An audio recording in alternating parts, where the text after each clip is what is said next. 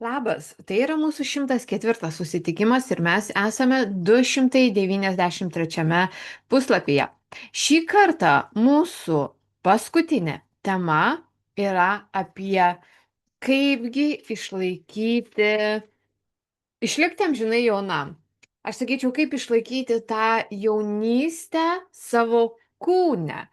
Nes siela jinai jauna ir aš minėjau praeitą kartą, kad vakar aš minėjau, kad paklauskit senesnių, vyresnių žmonių, kas ten viduje, ar ne, sako, aš vis dar jaunos, 20 metų ten atrodo esu, tik tais va, kad kūnas jau yra pavargęs.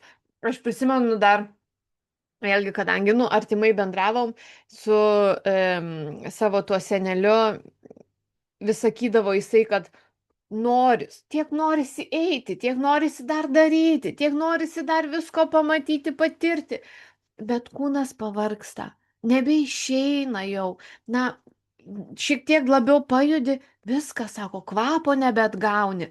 Tai mūsų siela ten visą laiką jauna viduje, bet kaip išlaikyti tą jaunystę ir mūsų kūne, tame fizinėme kūne.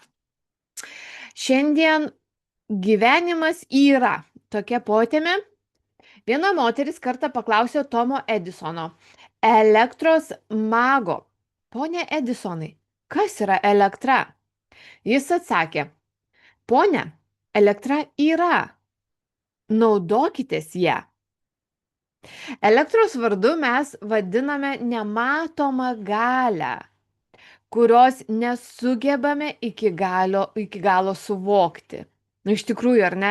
Mes negalime, ar ne, kas ta elektra, vat, banga, energija kažkokia, įžiebia šviesą, bet mes tos elektros tai negalim vat, pasisemti, ar ne, į ąsotį ir neštis, arba įpilk man kibirą elektros, ar ne, mes jos negalim, ar ne.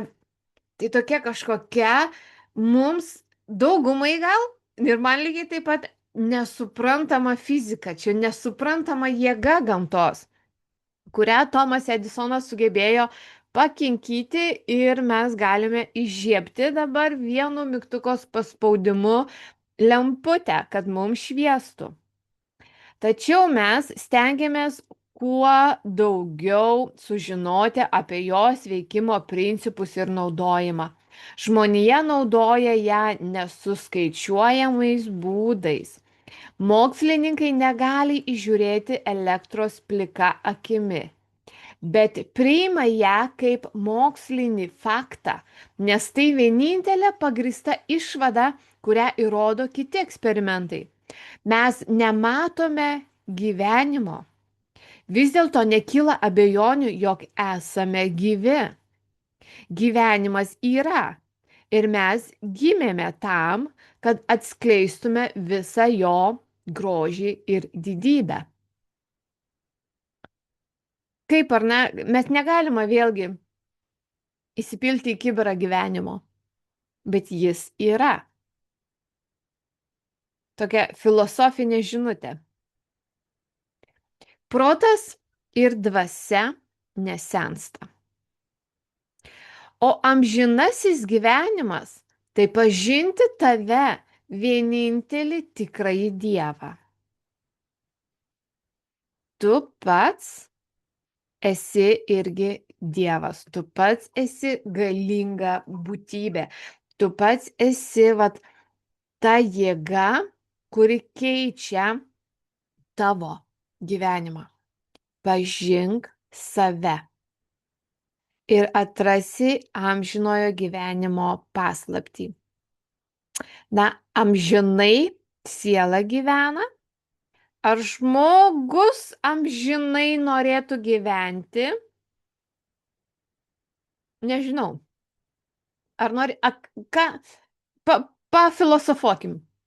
Kaip jaustumės, jeigu žinotum, kad tau dar liko 500 metų gyventi? 500 metų, ar ne? Dabar mes žinome, ne, mes branginam, bent jau mokomės branginti laiką, branginti gyvenimą, branginti momentus, kuriuose mes esame. Bet jeigu tu žinotum, kad va tau dar 500 metų gyventi, o gal netgi 1000, ar tu vertintum savo gyvenimą va tą šiuo metinę akimirką? Taip kad žmogui gal taip ir lemta, atėjau, siela tiksliau, atėjo, pabuvo šitam kūne, išnaudojo viską, ką reikia, išeina, palieka tą kūną. Vėl paskui ruošiasi kitoms pamokoms, žiūrisi į ką vėl galėtų įsikūnyti. Kiekvienas, kuris galvoja arba tiki, kad žemiškasis gimimo, paauglystės, jaunystės, brandos ir senatvės ciklas čia ir baigėsi, yra tikrai vertas užuojautos. Kiekvienas, kuris tai galvoja, kad va, tiek ir tai yra to gyvenimo, sako, yra vertas užuojautos. Toks asmuo neturi jokio pagrindo, jokios vilties, jokios perspektyvos. Jam gyvenimas atrodo beprasmis. Aš išduosiu tokią vieną dalykėlį, ko labai norėčiau išmokyti savo sielą, kuo greičiau prisiminti, kas ji buvo praeitose gyvenimuose. Man atskleisti va tuos prisiminimus iš praeitų gyvenimų, man šitam kūne, mano sielai užtruko 35 metus. Maždaug, ar ne?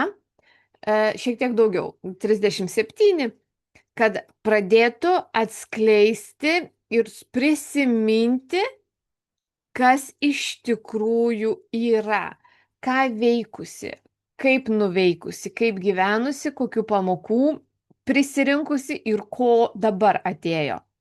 Yra regresinės terapijos. Aš nedarau, bet yra tikrai ekspertų, yra tų praktikų, kurie daro. Ir jeigu tau irgi įdomu, kas tu buvai praeitam gyvenime, gali nukeliauti gali pasinaudoti tiesiog pas vieną ar kitą tą praktionierių, kaip čia pasakyti, ir įeiti į tą savo praeitį. Nes kai mes nutildome sąmonę, kai mes nutildome tą logišką, žmogiškai faktorių, kuris galvoja, mes galime leisti sielai prisiminti. Ir tuomet papasakoja daug dalykų, kas buvę yra praeitose gyvenimuose. Labai įdomi patirtis. Labai, labai, labai. Aš labai džiaugiuosi, kad ir užtruko tiek metų ir tai mano siela jau yra ir aš vat, noriu kažkaip tai va taip va išmokyti kartu, ar ne, Giedrė, kad ir ta siela vat, pasimtų tą paslapties atskleidimą kitose gyvenimuose daug greičiau. Mes visi ateinam čia ir mums uždeda tą atminties blokuojantį šydą, bet mes jį po truputį galim nusiimti. Tai kad tiesiog kuo greičiau siela prisimintų, kad pala, aš jau esu stebuklinga. Tai aš labai norėčiau taip kažkaip tai šito dalyko įrašyti kažkur į sielos tuos kažkokios ląsteles, į sielos prisiminimus, kad kažkaip tai kitam gyvenime aš greičiau pereičiau į tą lygį. Mano siela greičiau pereitų. Panašus įsitikinimai sukelia visišką nusivylimą, sąstingį, cinizmą ir beviltiškumo jausmą. O tai gali virsti neuroze ir visokiausių pobūdžio psichikos nukrypimais. Kas, kad jau negalite žaisti teniso, nes jis reikalauja vikrumo, o jūsų vaikai plaukia greičiau negu jūs. Kas, kad jūsų kūnas sustabarėjo, o eisena sulėtėjo. Įsidėmėkite, gyvenimas kaskart vis keičia savo išvaizdą. Tai, ką žmonės vadina mirtimi, yra paprasčiausia kelionė į naują miestą, į kitokį gyvenimą. Mirtis Mūsų gražina namo. Ten mums patinka. Visiems, kurie ateina į mano paskaitą, sakau, kad jie turi maloniai sutikti tai, ką vadiname senatvę. Amžius turi savo didybę, grožį ir išmintį. Jam priklauso ramybė, meilė, džiaugsmas, grožis, laimė, išmintis, gera valia ir supratimas. Tai vertybės, kurios niekada nepasensta ir nemiršta. Ralfas Waldas Emersonas, poetas ir filosofas, yra pasakęs: žmogus tol nesuskaičiuoja savo metų, kol jam nebelieka skaičiuoti nieko kito. Filosofas, todėl žinutę reikėtų šiek tiek panagrinėti. Žmogus tol nesuskaičiuoja savo metų, kol jam nebelieka skaičiuoti nieko kito. Čia gal apie tai, kad kol žmogus neskaičiuoja metų, ar ne, mes bėgam, bėgam, bėgam. Tie tokie gyvenimo pradžia yra likimas. Norime, kuo greičiau norime 18 metų, norime, skubame, skubame, skubame. Ir paskui, kai jau nebelieka nieko skaičiuoti mums senatvėje, mes tada jau žvelgiame į savo praeities metus. Gal čia tą nori pasakyti? Charakteris, protinės savybės, tikėjimas ir įsitikinimai nesuyra. Turite tiek metų, kiek jums atrodo. O taip.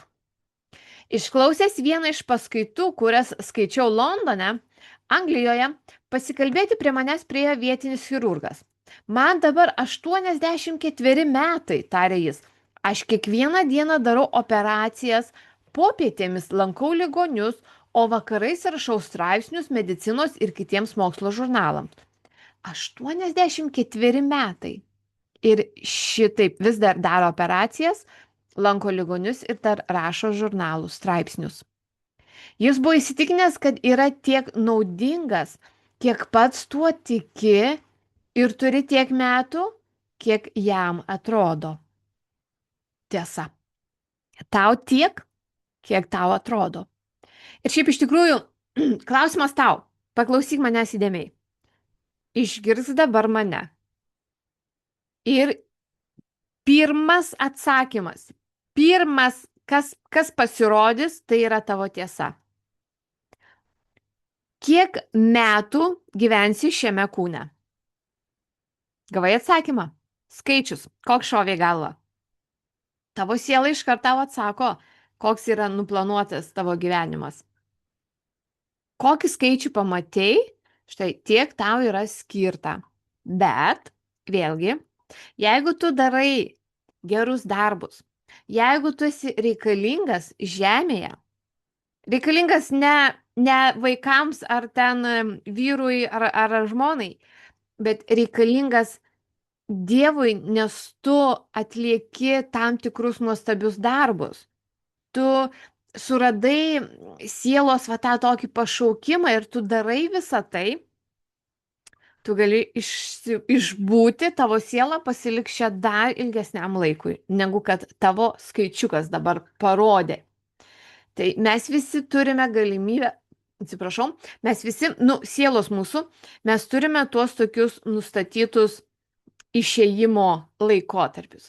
Ir jeigu viskas gerai klostosi, jeigu siela patenkinta, žmogus, kūniškas, tas fizinis asmuo, jisai rūpinasi, prižiūri savo kūną, sielai viskas gerai, nėra kažkokių nukrypimų žmogiškų, siela dar pasibūna žemėje.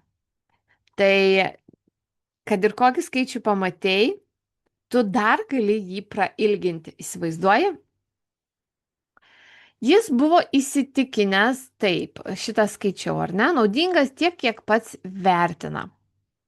Šis chirurgas nepasidavė metų puolimui, nes žinojo, kad yra nemirtingas. Paskutinis jo komentaras buvo toks: jeigu rytoj tektų atsisveikinti su šiuo pasauliu, gelbėčiau ir gydyčiau žmonės kitoje dimensijoje, ne su chirurgo skalpeliu, užsimčiau protinę ir dvasinę chirurgiją. Daugiau tokių žmonių. Jūsų metai, jūsų turtas. Jeigu pasitaiko proga, niekada jos nepraleiskite ir negalvokite: aš tam jau per senas. Jau per vėlu. Nu kur jau man čia, ar aš besugebėsiu, ar man išeis, ar gausis. Jokių tokių nesąmonių. Jeigu tu pasiruošęs, jeigu tu, ta prasme, nori, jeigu pas tave atėjo tas kažkas, vadinasi, jis tau skirta, nes pas tave į gyvenimą atėjo tas pasiūlymas, ta galimybė. O jeigu aš jau per senas su tokiu požiūriu, tu toli nenuvažiuosi. Jūs apims sąstingis ir ištiks protinė mirtis. Jeigu nurašysite save pasąmonėje, pasąmonė atsižvelgs į jūsų nuomonę ir imsis darbo. Vėl viena mano kolegė mediumo pasaulyje, jinai pasakojo, kaip, kai jos mama mirė, jos tėvukas išėjo, net 2 mėnesių netruko. Ir irgi jos tėvukas išėjo. Tiesiog, kai jis neteko žmonos, jis pasidavė. Jis tiesiog pasidavė. Jis nebematė dėl ko begyventi. Ir netrukom, kiek pamenu, tai ne 2, man atrodo, ar mėno laiko ir jis irgi su juo reikėjo atsisveikinti. Tai štai kaip mes galime priimti ir save nuvaryti iki atsisveikinimo su žemišku kūnu lygio. Ir lygiai taip pat mes galime save kelti. Mes galime save išlaikyti kuo ilgiau, kuo maloniau, kuo lengviau, kuo sveikiau šitame kūne, šituo gyvenimo laikotarpiu.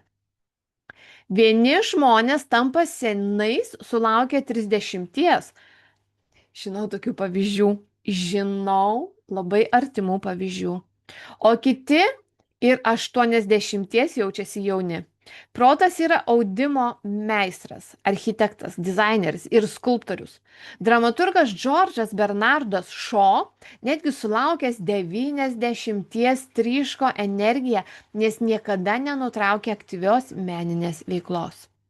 Teko pabendrauti su vyrais ir moterimis, kurie pasakojo, kad užtenka ištarti, jog jiems per 40 ir kai kurie darbdaviai, galima sakyti, parodo duris.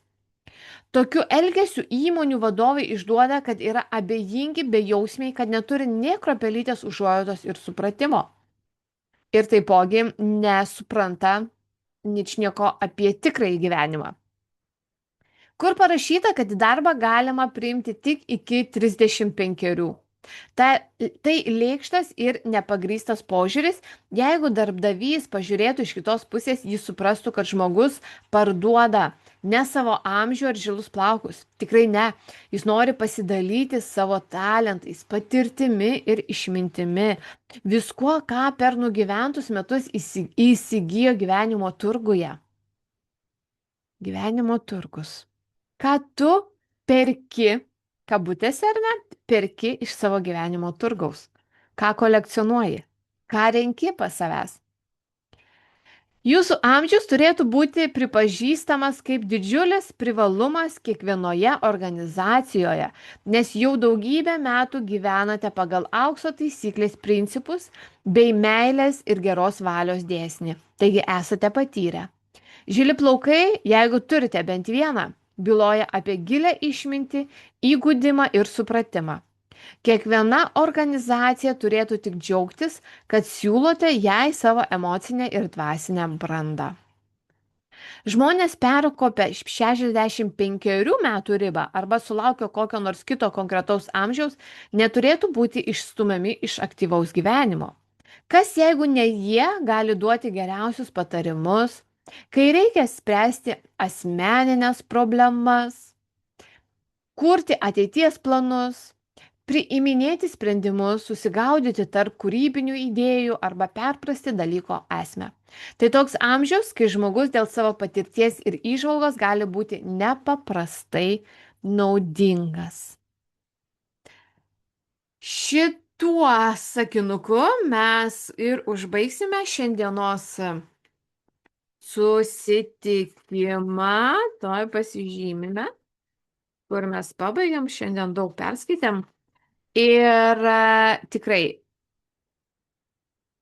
aš tikiuosi, kad tu, kaip ir aš, vis labiau pamilstu tą vyresnį garbingą amžių, nes mano manimu, kai tu esi vyresnis, tai žmonės lyg ir daugiau pagarbos į tavo pusę skleidžia. Na tikrai, juk vyresni, mes jau taip esame išmokyti ir iš tikrųjų ir anglai, jie labai seniorus, jie gerbia, jie padeda, jie tikrai, na, tikrai tas jaučiamas toks ar ne didi energija, didis ryšys link vyresnių žmonių. Tai mes auginkime save taip, kaip norime. Tenai, tą visą kūną, va, čia tą visą kūną, ką mes turime ar ne, mes galime tobulinti, mes galime išlaikyti tokiame lygyje, kokią mes norime. Ir aš nesakau, kad mums reikia badauti, dietų laikytis, sportuoti, judėti reikia, bet vėlgi visada klausyti savo kūno. Ar kūnas pavargęs? Nes mes pakrauname savo tas batareikės vidinės labiausiai, kai mes miegame, kai mes ilsimės. Tai jeigu tu versi per prievartą kažką darysi, toli nenueisi. Toli nenueisi. Susitari, pasikalbi, dabar ilsimės, dabar pasportuosim, dabar pajudėsim, pabėgiosim, dar kažką nuveiksim. Ir vis žiūrėk į save, kad aš tai visada sakau, aš amžinai jauna. Aš noriu būti ilgai jauna, ne tai, kad aš bijau ar ne va, tų raukšlių, bet aš noriu tą energiją jaunatvišką išlaikyti. Tai aš visada, aš kai rašau, aš manifestuoju, kad aš pilna energijos, kad aš aktyvi esu kiekvieną dieną, kad va, išlaikyti tą energiją. Kol mes einame, kaip ten rašė, kol mes esam kažkam reikalingi, tai patikėk manim, mes išlaikysime ir sveikatą, ir visą tą energiją tenai. Kalbant apie sveikatą, labai toks irgi, na, pastaba iš mano pusės. Kai aš dirbau, aš esu buvusi tik tais vieną kartą biuletenyje, kai turėjau operaciją. Nu jau ten reikėjo. Aš nesirgdavau. Tikrai, va, tiesiog man taip įrašyta, kad nėra kada sirgti. Vaikai mano serga, ar ne? Mažiukai būdavo, aš prižiūriu visą kitą, bet aš susimanifestuodavau tokius darbus, kur galėdavau vaikai darbą pasiimti, taip kad, nu, pas mane viskas taip ar ne, vis pritraukdavo tai, ką noriu, bet sirgti tai nebuvo kada, va tiesiog įrašyta, kad Giedrė nėra kada sirgti. Ir lygiai tas pats ir čia, ar ne tiek Lietuvoje, bet kokiam darbe, kur aš dirbau, nėra kada sirgti. O nes pas mane visą laiką būdavo tokie darbai, kad nebūdavo kam pakeisti. Tik tais kažkas iš valdžios turėdavo tiesiog mane pakeisti. Tai aš, kai išėjau iš samdomo darbo, tai o vaikyti patikėk. Ir tokia lyga, ir snargliuoju, ir gerklė, pas mane kokią pusę metų, aš iš vis labai sunkiai prakalbėdavau, vėl išsigydau, vėl gerklė, nu tiesiog, vat, kai jau, vat, nebebuvo to, kad aš negaliu sirgti ar ne, nes reikia į darbą, o čia, tai aš dirbu iš namų ir jau tada pasileido mano organizmas. Nes vat kaip yra, kaip stebuklingai veikia tas mūsų, va, tas pasąmonės lobynas, va, tas ten įrašų, ta saugykla. Viską, ką tu įsirašysi ir tu tikėsi, įtikėsi, viskas ir pildosi. Tiesiog automatiškai mums pildosi tada. Taip kad prašom, užsakinėjam, įsivaizduojam vėlgi, ar ne? Tas manifestavimas tai yra toksai, kad ne tai, kad aš noriu, man labai labai reikia, aš noriu, prašau, ar ne? Ne apie tai, o apie tai, kad aš reikalauju, aš to verta esu ir jau įeini į tą jausmą, aš jau turiu. Jau tai padaryta, energija. Kuo daugiau tos energijos, jau tai padaryta, jau tai padaryta, jau tai yra įgyvendinta. Man nebereikia rūpintis dėl to. Jau tai yra padaryta.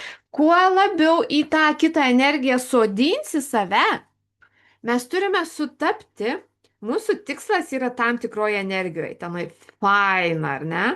Mes turim prisiauginti savo energiją, kad va, tas tikslas galėtų pas mus va, ateiti tuo tilteliu. Mes turim va, paaukti, kad pasiektumėm va, tą lygį, kur jau galės mūsų tas tikslas pas mus atkeliauti labai lengvai.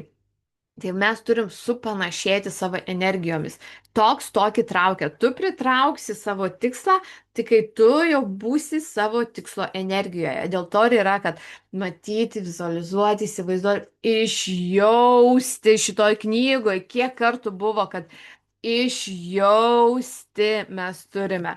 Tai aš tau to ir palinkėsiu. Kuo daugiau išjausti, matyti, turėti jau širdyje, turėti viduje, į pasąmonę įrašyti ir pamatysi, kaip pas tave atsiras aplinkoje. Iki rytojaus.